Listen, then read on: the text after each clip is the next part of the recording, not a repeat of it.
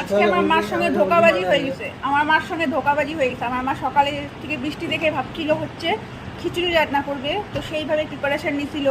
যে খিচুড়ি বসাইছে ব্যাস সঙ্গে সঙ্গে একদম ঝলমল করে রোদ উঠে পড়ছে। এবার খিচুড়ি তো আর নষ্ট করা যাবে না, তার জন্য আজকে আমাদের খিচুড়ি দিয়ে সেবা করতে হচ্ছে। এই যে এখানে হ্যাঁ হ্যাঁ খা। এই যে মা খিচুড়ি, ডিমের পোচ, পটল ভাজা আর আচার, এই দিয়ে আজকে আমাদের খাওয়া। আর কালকে আলু কচুর তরকারি আছে, নষ্ট করা যাবে না, জিনিস নষ্ট করতে হয় না। বাসি সামান কি কথা আছে?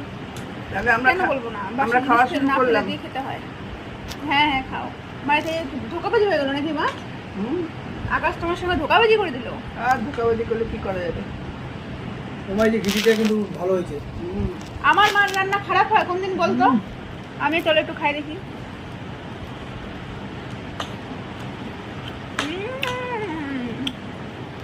লাবড়ার কমতি, খালি একটু লাবড়ার কমতি।